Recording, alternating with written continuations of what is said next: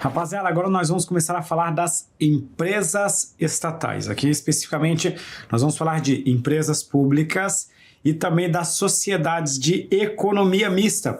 E eu vou trazer aqui um pouquinho da parte constitucional, um pouquinho da parte doutrinária e também um pouquinho da Lei 13.303, que é o Estatuto das Empresas Públicas e das Sociedades de Economia Mista. Vou começar com o conceito de cada uma delas, depois eu vou trazer alguns exemplos para vocês, tá? Primeiro vamos entender o que é empresa pública, de acordo com a lei das estatais, a nossa Lei 13.303, se você quiser anotar aí, ó, tá? Depois você já sabe que essa norma aqui trata das regras das empresas estatais. Lei 13.303 de 2016. Empresa pública é uma entidade dotada de personalidade jurídica de direito privado com criação autorizada por lei. Até aqui nada de novidade, né? Com patrimônio próprio, também nada de novidade. Cujo capital social, e aqui vem um ponto importante para a gente, é integralmente detido pela União, estados, DF ou municípios, tá? Ou seja, integralmente detido por alguma entidade que faça parte da administração pública. Então veja assim que todo o dinheiro ou todo o capital da empresa pública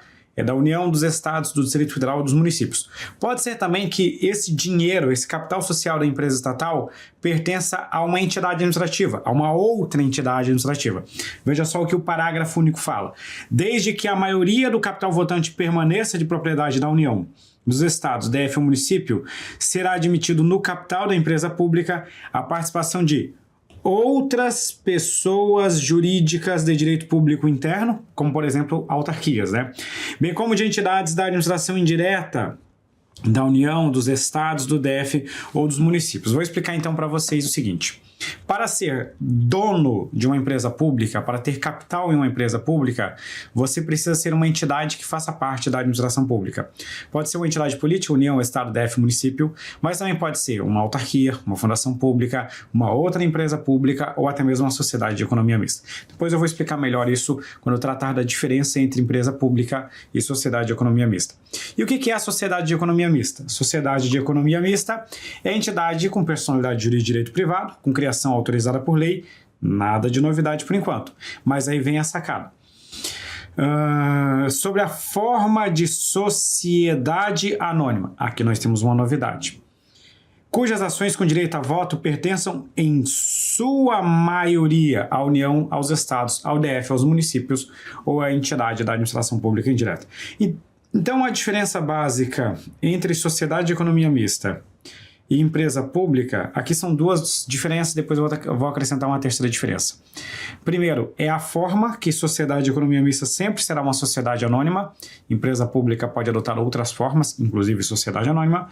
E segundo, a composição do capital. Empresa pública pertence apenas a uma entidade estatal, enquanto sociedade de economia mista, a maioria pertence a uma entidade estatal, mas pode ter também um investimento de particular. Eu sempre cito como exemplo o caso do Banco do Brasil e da Petrobras. Você consegue comprar ações, você mesmo que está me vendo aqui, consegue chegar na Bolsa de Valores, Banco do Brasil e Petrobras não, Banco do Brasil e Caixa Econômica. Você consegue chegar na Bolsa de Valores e comprar ações do Banco do Brasil, porque o Banco do Brasil é uma sociedade de economia mista. Mas você não consegue comprar ações da Caixa Econômica, porque a Caixa Econômica é uma empresa pública. A Caixa Econômica, só a entidade do Estado pode ter seu capital. O Banco do Brasil, a sociedade de economia mista, pode ser uma entidade do Estado, mas também pode ser um particular. Perfeito? Depois eu explico melhor essa diferença. O que nos interessa agora é entender o que há de comum, em quais partes elas são iguais. Isso que é mais importante para a gente nesse momento, tá? Vamos começar falando da criação e da extinção, que nós já vimos. Você sabe que a criação de uma empresa pública e de uma sociedade de economia mista é autorizada em lei, tá? Isso você já sabe. Essa lei tem que ser uma lei específica. Por que uma lei específica? Porque aquela lei, uma lei ordinária a priori, que trata da área de atuação dessa empresa estatal. Como que efetivamente essa entidade é criada? Por intermédio do registro do ato constitutivo. Ou seja, a lei autorizou a criação, depois da autorização a gente vai lá e faz o registro desse ato constitutivo. Mas agora eu vou trazer um ponto importante para vocês, que é a extinção. Ora, a extinção da empresa estatal também depende de autorização em lei. É mais ou menos como se fosse o seguinte: se eu preciso de autorização em lei para criar, eu preciso de autorização em lei para extinguir. Só que agora vem um ponto novo aqui para vocês. Durante muito tempo, se entendia que havia uma simetria. O que era a simetria? Se dizia o seguinte: se para criar eu preciso de uma lei, para extinguir eu preciso de uma lei. Se para criar eu preciso de uma lei e essa lei tem que ser específica, para extinguir, teoricamente, eu precisaria também de uma lei específica. A doutrina entendia dessa forma, apesar de a Constituição não falar isso literalmente. Esse assunto chegou para o STF. Aí perguntaram para o STF o seguinte: STF, para extinguir uma empresa estatal, eu preciso de autorização em lei? O STF falou, sim, precisa. Mas essa lei, ela tem que ser uma lei específica ou ela pode ser uma lei genérica? O STF pegou e falou, boa pergunta. Qual foi a conclusão do STF? O STF pegou e falou o seguinte: olha, para extinguir, essa autorização em lei pode ser genérica. Professor, mas assim, eu não sei exatamente qual que é a diferença de uma lei específica para uma lei genérica. Vou contar para vocês mais ou menos assim. Imagina que a minha esposa, eu chego para minha esposa e falo, meu amor, eu acho que os nossos filhos estão precisando comprar um videogame, né, para eles se divertirem e tal. Não é para mim não, mãe, amor, é para os nossos filhos. Aí a minha esposa certo dia se convence e me autoriza a comprar um videogame, mas ela é bem específica. Eu quero que você compre este videogame. Aí eu vou lá na loja e compro aquele videogame. Isso foi uma autorização em lei específica, tá? Uma autorização específica. Certo dia eu cheguei para minha esposa e falei, amor, eu acho que os nossos filhos precisam de videogames, no plural. Aí um dia ela pegou e falou, pode comprar videogames. Aí eu vou lá na loja e compro 3 videogames, um de cada marca. Compro um PlayStation, compro um Xbox e compro um Nintendo, que eu já não lembro mais qual que é o nome do Nintendo que tem hoje em dia. Qual que foi a diferença dos dois casos? Na primeira ela foi específica. Vamos supor que na primeira ela falou, compre um PlayStation. Ela foi específica. No segundo ela me autorizou a comprar videogames. Então foi genérica. Agora vamos trazer para as empresas estatais. Quando nós vamos criar uma empresa estatal, a autorização tem que ser específica. Você está autorizado a criar a empresa estatal tal. Você está autorizado a criar a Petrobras. Você está autorizado a criar o Banco do Brasil. Você está autorizado a criar a Caixa Econômica Federal. Isso é específico. O que é uma extinção genérica? Vem uma lei e fala para o governo o seguinte: governo, você pode extinguir as empresas estatais que sejam bancos públicos. Eu não disse se é a Caixa, se é o Banco do Brasil, se é o BNDES. Eu autorizei extinguir os bancos públicos. Eu não disse nem quantos podem ser extintos. Isso é uma autorização em lei genérica. Pode ser genérica? Pode. Só para vocês entenderem o contexto, o STF decidiu isso sobre uma lei que tratava do Plano Nacional de Desestatização, PND. O PND autorizou o governo a extinguir várias empresas estatais ao mesmo tempo.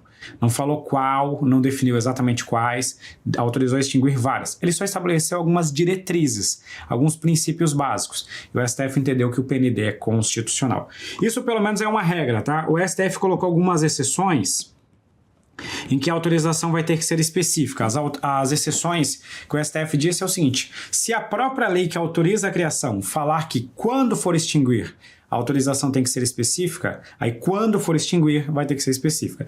Essa lei que autoriza a criar fala, ó, pode criar. E o dia que você quiser extinguir, precisa de uma outra lei como a minha para você extinguir. Aí vai ter que ser específica. Se a lei não falar nada, a autorização para extinguir pode ser genérica, bastando que a lei coloque alguns princípios, algumas diretrizes, algumas orientações gerais, tá? Beleza. Vamos avançar mais um pouquinho, vamos falar agora de subsidiárias. Professor, o que são subsidiárias? Subsidiária é como se fosse um filho da empresa estatal, tá?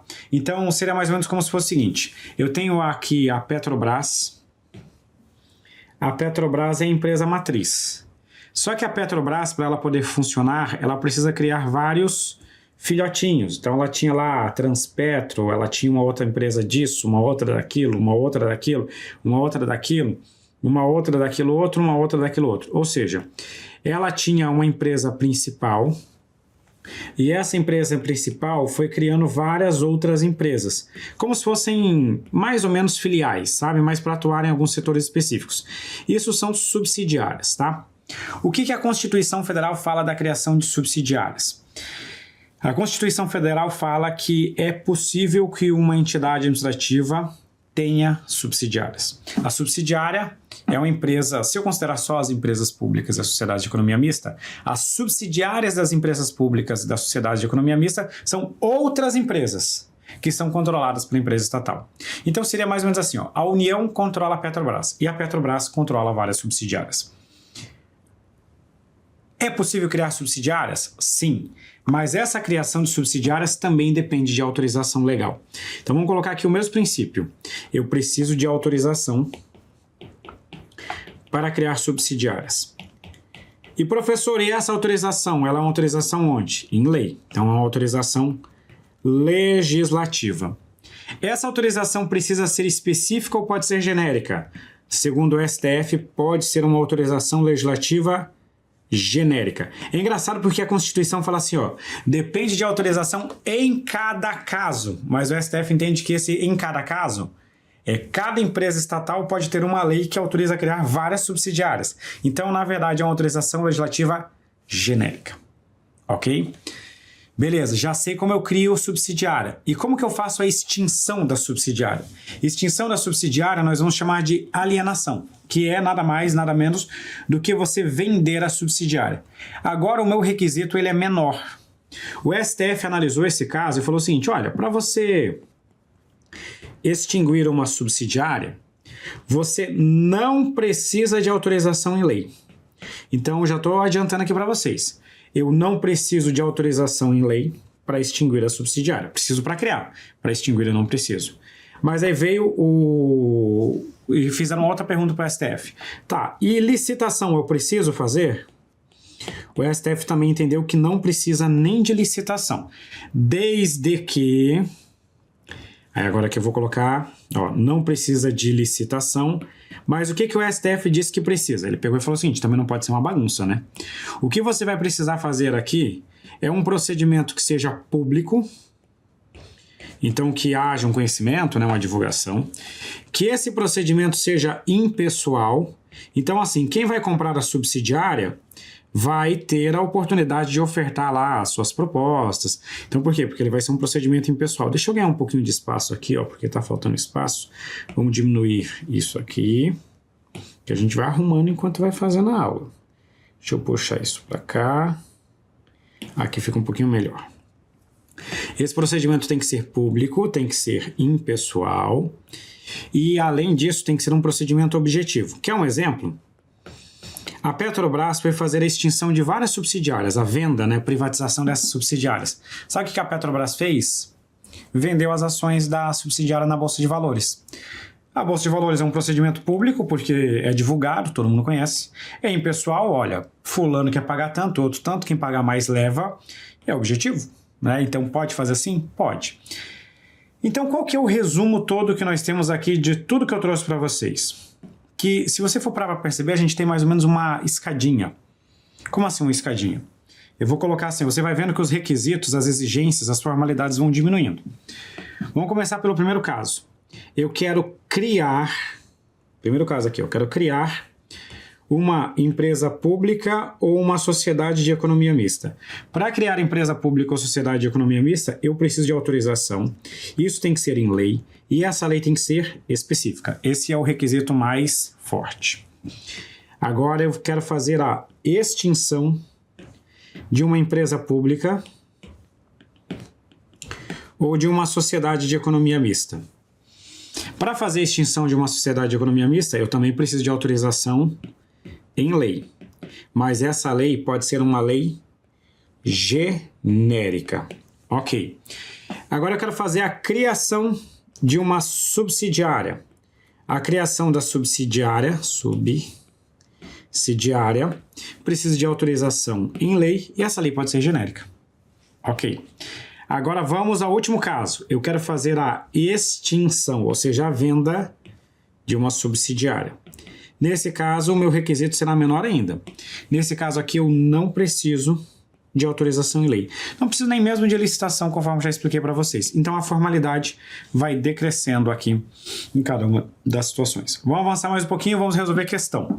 A criação de subsidiárias, de autarquias, de empresas públicas, de sociedade de economia mista e de fundação, bem como a participação de qualquer delas em empresa privada, independe de autorização legislativa. Errado, porque a Constituição fala que a criação ou a participação de entidade administrativa em empresas privadas ou a criação de subsidiárias, depende de autorização legislativa. Então esse item aqui está errado. Vamos continuar e agora eu vou para o próximo item. Já falei com vocês sobre a criação e extinção. Agora vamos falar das atividades desempenhadas. Quais são as atividades que as empresas estatais podem promover? Existem duas categorias de atividades, tá? Digamos assim, o direito mais moderno já vem até incluindo outras atividades, mas para questão de prova você precisa saber de duas. Quais são as duas? A primeira delas é a exploração de atividade econômica. Professor, como assim exploração de atividade econômica? O que faz o Banco do Brasil? O que faz a Caixa Econômica Federal? O que faz a Petrobras? Essas empresas, elas exploram a atividade econômica. Elas estão competindo, atuando no mercado como se fosse uma empresa privada, né? Elas atuam... Qual que é a diferença do Banco do Brasil para o Santander, para o Itaú? Basicamente nenhuma. A forma de atuação é quase igual. Então isso é exploração de atividade econômica. Existem também empresas estatais, que são aquelas empresas estatais prestadoras de serviços públicos. A que você mais conhece são os Correios. Mas tem várias outras, né? Tem, por exemplo, a Infraero, que presta o serviço público de administração dos aeroportos.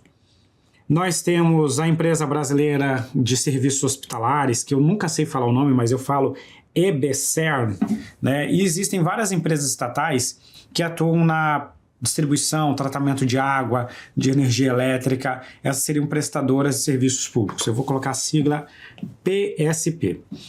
Essa atividade aqui é importante para a gente porque ela impacta no regime jurídico dessa empresa, nas regras que serão aplicáveis, e principalmente, né, na responsabilidade civil dessa entidade. Então vamos colocar aqui a parte de responsabilidade civil. O que é responsabilidade civil? É o dever de reparar o dano.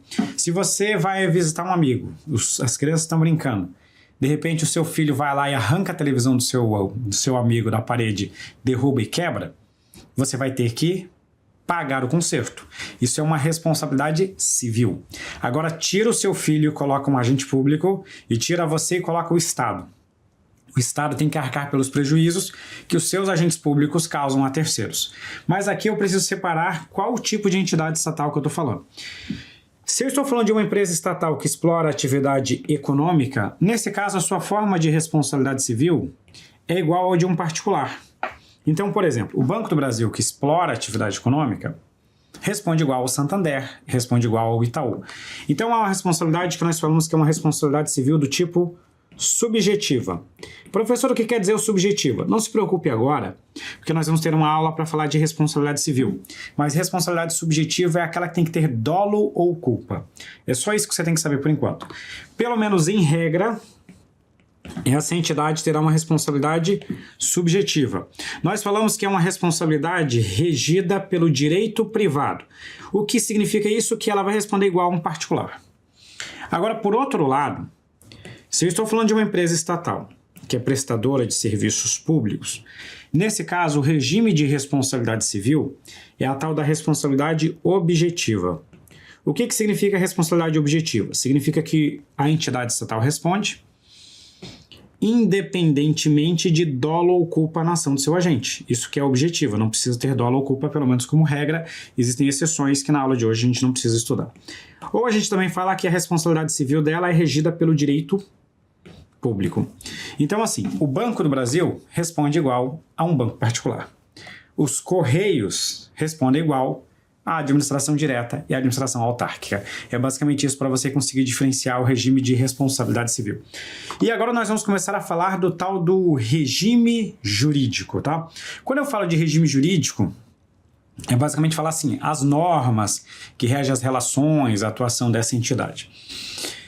Quando eu falo de empresa pública e sociedade de economia mista, vocês já viram mais no comecinho dessas nossas aulas sobre organização administrativa que quando eu vou falar de natureza jurídica dessa entidade, nós falamos que as empresas estatais possuem uma natureza jurídica de direito privado. Então, qualquer empresa estatal tem uma natureza jurídica de direito privado. Nós tivemos uma tabelinha, inclusive, em que nós mostramos isso aqui para vocês, ó. Responsabilidade civil a natureza, desculpa, é a natureza de direito privado. Mas quando eu falo de regime jurídico, eu só tenho que colocar uma ressalva para vocês. Muitas vezes as bancas, a própria doutrina, a gente no dia a dia, mistura regime jurídico com natureza jurídica. Então é como você falar assim, ó, o regime jurídico é o regime de direito privado. Mas a bem da verdade, a gente poderia falar que a natureza é de direito privado e o regime jurídico é híbrido. Por que híbrido? Porque nós falamos que existe uma mistura entre regras de direito público com algumas regras de direito privado. Por isso que eu falo que é um regime jurídico híbrido. Deixa eu trazer um exemplo para vocês. Se você for parar para pensar, o Banco do Brasil está sujeito aos princípios constitucionais. Legalidade, impessoalidade, moralidade, publicidade e eficiência. Isso é uma regra de direito público. Mas os seus empregados são regidos pela CLT. Isso é uma regra de direito privado. Então tem um pouquinho de mistura, que é um regime meio misturado. Ainda assim, se a questão de prova te pergunta genericamente qual que é o regime jurídico dessas entidades, nós costumamos falar que é um regime jurídico de direito privado, porque como eu falei para vocês, normalmente as bancas misturam regime jurídico com natureza da entidade. Então, se te perguntar entre público e privado, você marca que é de direito privado. Mas se a questão te perguntar também assim, o regime é híbrido. Eu respondi uma questão discursiva quando eu era concurseiro, e eu falei, o regime jurídico é híbrido, mistura regras de direito público e de direito privado. E eu tirei 10 nessa discursiva. Então também dá pra gente falar que é híbrido, mas aí você tem que justificar por que você está falando que é híbrido. Você pode falar que é de direito privado, você pode falar que é híbrido. Bom, por que é híbrido? Porque existem regras de direito público com regras de direito privado. Eu vou colocar aqui alguns exemplos de regras de direito público que todas as empresas estatais seguem. Todas elas, não importa qual atividade que é desempenhada. Primeiro, todas as empresas estatais estão sujeitas aos princípios constitucionais. Então, todas as empresas estatais devem seguir lá a legalidade, a impessoalidade, a moralidade, a publicidade e a eficiência. Todas as empresas estatais devem realizar concurso público para a seleção de pessoal. Então, Banco do Brasil, Petrobras, Correios, todo mundo faz concurso público. Todas as empresas estatais devem promover licitação quando querem contratar com terceiros. A única regra é que, assim, já colocando um pouquinho de mistura do regime jurídico, elas seguem uma lei específica, que é o regime da Lei 13.303, e elas não licitam em algumas condições específicas, mas a priori elas fazem licitação. E todas as empresas estatais se submetem ao controle. Em especial aqui eu estou falando do controle realizado pelo Tribunal de Contas, que é o controle externo, orçamentário e financeiro. Então tá vendo que mesmo tendo um regime de direito privado, ela segue algumas regras de direito público. Por outro lado, ela também vai seguir algumas regras de direito privado, como por exemplo, pessoal regido pela CLT, Consolidação das Leis do Trabalho. E se você abrir o artigo, eu vou pular alguns slides aqui, que eu quero abrir um dispositivo da Constituição. Eu vou lá para o artigo 173 da Constituição. O artigo 173 fala assim, que a lei estabelecerá o estatuto jurídico da empresa pública, da sociedade de economia mista e de suas subsidiárias que explore a atividade econômica de produção ou comercialização de bens ou prestação de serviços, dispondo sobre. Aí ele vai falar, a função social e as formas de fiscalização, e aqui que é importante para a gente, a sujeição ao regime jurídico próprio das empresas privadas. Inclusive quanto aos direitos e obrigações civis, comerciais, deixa eu melhorar isso aqui que ficou tudo torto, as obrigações civis, comerciais, trabalhistas e tributários. Teoricamente, essa regra aqui deveria se aplicar apenas às estatais que exploram a atividade econômica, mas na prática ela meio que se aplica mais às que exploram a atividade econômica, mas muitas vezes se aplica também às que prestam serviços públicos. Mas não nos interessa isso aqui para resolver as questões de prova. Então, nós devemos ter um estatuto que trata do regime jurídico das empresas estatais. Esse regime jurídico deve seguir o mesmo regime jurídico das empresas privadas. Ou seja, a empresa estatal não pode ter um privilégio. Ela tem que seguir as mesmas obrigações civis, elas têm que seguir as mesmas obrigações comerciais, Então, por exemplo, na relação com seus fornecedores, né, com seus clientes, ela tem que seguir as mesmas obrigações trabalhistas, então tem que ir lá pagar as verbas trabalhistas, recolher FGTS, atender aos direitos que estão previstos na CLT e as mesmas obrigações tributárias. Então, os bancos estatais, eles também têm que pagar tributos, assim como os bancos privados. A ideia aqui é você não gerar privilégios, para que haja uma igualdade de competição. Só que o artigo 173 da Constituição coloca uma observação importante para a gente. Olha o que o inciso 3 fala.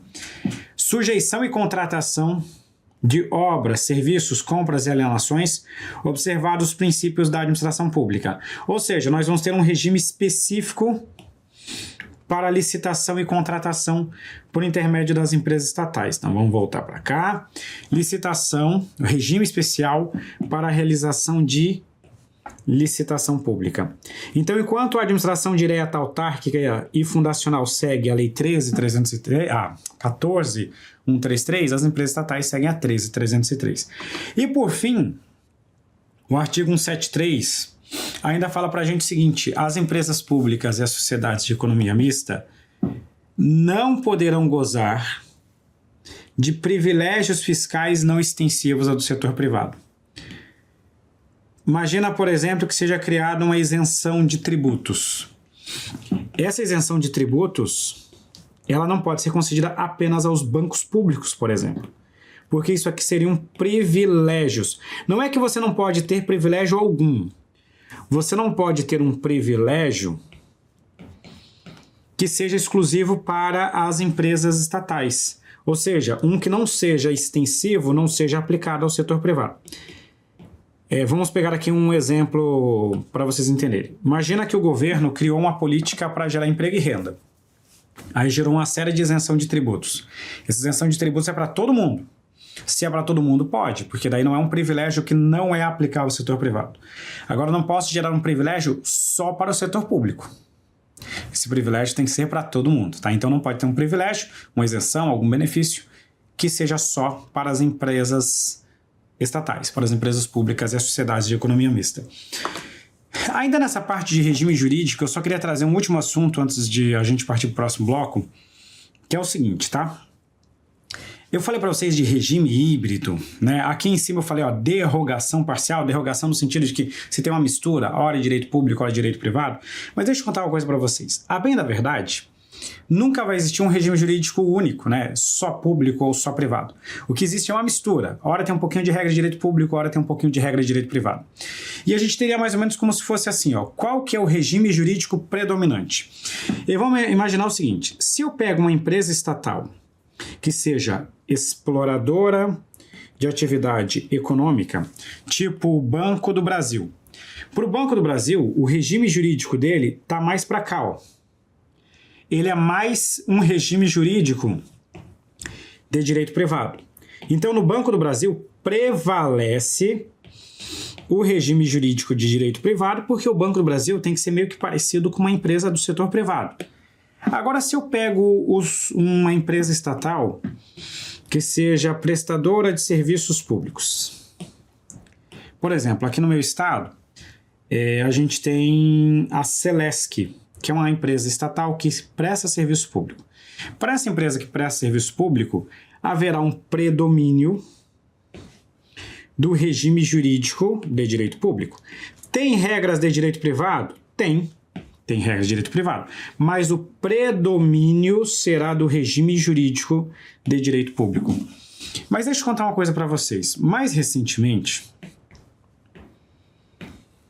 o STF começou a analisar o caso de algumas empresas estatais que são empresas estatais prestadoras de serviços públicos, mas que além de prestar serviços públicos, esses serviços públicos são aqueles serviços próprios do Estado. O que quer dizer que é próprio do Estado? Que teoricamente só o Estado pode fazer. E esses serviços são prestados em um regime não concorrencial, ou seja, não existe competição com a iniciativa privada na prestação desse serviço. Vou pegar um exemplo aqui para vocês, os Correios. Os Correios são prestadores de serviços públicos e é um serviço público postal que é só o Estado que faz.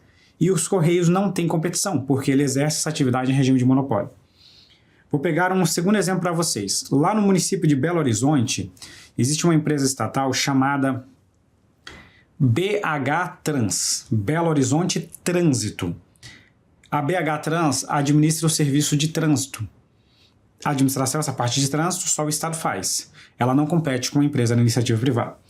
Nesse tipo de situação, o STF vem aplicando o regime jurídico de direito público de forma ainda mais predominante. Aqui existe um domínio, um predomínio do regime jurídico de direito público, ao ponto de essa entidade aqui, ela basicamente ser equiparada à fazenda pública. É quase como se ela fosse uma entidade de direito público, quase como se ela fosse uma autarquia. É um regime jurídico mais acentuado. Nós equiparamos o regime jurídico dela ao regime da fazenda pública. O que é o fazenda pública? São as entidades de direito público. Ela passa a ter alguns privilégios que só entidades de direito público deveriam ter. Só que com uma diferença, ela é de direito privado. Então ela seria uma entidade de direito privado meio fake, assim. Ela é de direito privado, mas segue regras muito parecidas com o regime jurídico de direito público, com algumas exceções, né? Ela continua sendo uma empresa estatal, o regime pessoal continua sendo CLT, mas ela tem alguns privilégios que só as autarquias, por exemplo, teriam. Esse movimento, alguns autores até criaram um apelido. Eles chamam de autarquização das empresas estatais. Por que autarquização? Porque eu pegar uma empresa estatal e tratar ela quase como se fosse uma autarquia. Eu vou fazer um exemplo que ele é muito ruim, né, se ele for empregado fora do contexto, mas seria mais ou menos como se a gente pegasse uma pessoa que teve os seus enteados e essa pessoa passou a criar os seus enteados efetivamente como se fossem seus filhos, o que é o certo, né? Então ela passa a criar esses filhos como se fosse filho dela mesma. É mais ou menos isso que a gente está fazendo aqui. A gente está pegando uma empresa estatal, estamos criando essa empresa estatal basicamente como se fosse uma autarquia, tá? Eu digo que o exemplo é muito ruim porque aqui é só para a gente conseguir contextualizar e você entender melhor. Alguns exemplos. Possibilidade de delegação do poder de polícia. Por exemplo, a BH Trans pode exercer o poder de polícia. A aplicação do regime de precatórios. O que é o regime de precatórios? Para cobrar as dívidas do Estado, tem lá uma fila que está no orçamento da União, que é o regime de precatórios. Regime de precatórios é só para a entidade de direito público, mas o STF mandou aplicar para os Correios, mandou aplicar para a Infraero. Mesmo sendo a entidade de direito privado, tem o benefício do regime de precatórios. Imunidade tributária recíproca. A gente não pode instituir impostos sobre os bens, a renda e os serviços prestados por uma autarquia. E também não poderemos instituir impostos sobre os serviços prestados pelos Correios, prestados pela Infraero. Por quê? Porque é uma empresa estatal que presta serviço público em um regime não concorrencial. Basicamente, o STF exige 3 requisitos para isso aqui. Requisito número 1, que essa empresa estatal seja prestadora de serviços públicos. Requisito número 2, que esse serviço público seja prestado num regime não concorrencial. Ou seja, existe aqui basicamente um monopólio, né? Só o Estado pode desempenhar essa atividade. E terceiro requisito, que não haja distribuição de lucros aos seus acionistas. Né? Nessas condições eu consigo aplicar esse regime jurídico próprio das empresas estatais. Questão de prova. Pode ser dotada, por ser dotada de personalidade jurídica de direito público e integrar a administração indireta, a empresa pública não pode explorar a atividade econômica. Errado, né? Porque a empresa pública, primeiro, que ela não tem regime de direito público, o regime dela é de direito privado, e segundo, que ela pode sim explorar a atividade econômica. Aqui nós já vimos as regras sobre o regime jurídico, né, do artigo 173, que você tem que ter um estatuto jurídico. Esse estatuto jurídico vai definir a função social, a sujeição ao regime próprio das empresas privadas, um regime próprio de licitação, como que vai funcionar o conselho de administração e fiscal, como que serão os mandatos, a avaliação de desempenho e responsabilidade dos administradores. Essa lei aqui já foi editada, a nossa lei 13.303, tá? E que elas não podem ter privilégios que não sejam extensivos às empresas do setor privado. Vamos resolver uma questão. A Constituição Federal veda expressamente que as empresas públicas e as sociedades de economia mista gozem de privilégios fiscais não extensivos às do setor privado. Correto. A Constituição fala isso expressamente. Talvez você se questione, professor, mas não tem o caso daquelas que prestam serviço público em regime de monopólio e tal? Tem, mas isso é exceção. A questão teria que estar tratando da exceção. A regra é que você não pode ter esse privilégio. Submetem-se ao regime próprio das empresas privadas, inclusive no que tange aos direitos e obrigações de natureza civil, comercial, tributária e trabalhista. Aí vamos começar de baixo para cima, que fica mais fácil, né? A agência reguladora você já sabe que não é, as autarquias você já sabe que não é, as fundações públicas você já sabe que não é.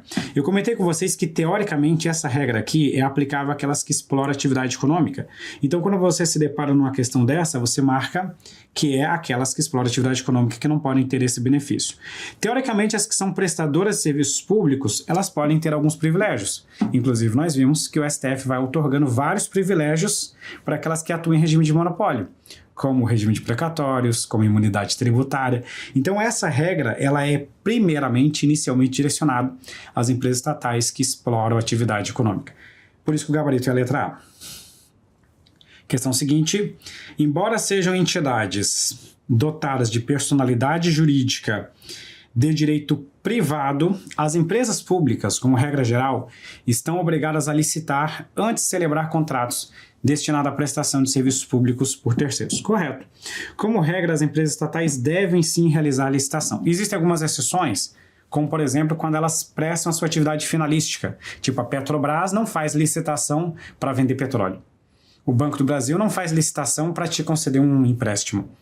Mas nas atividades de meio, as atividades de apoio, tipo compra de papel, material de expediente, material de escritório, para realizar a obra em um prédio, para isso ela tem que promover licitação sim. Por isso que essa questão está correta e assim nós acabamos esse bloco da nossa aula. Até daqui a pouco.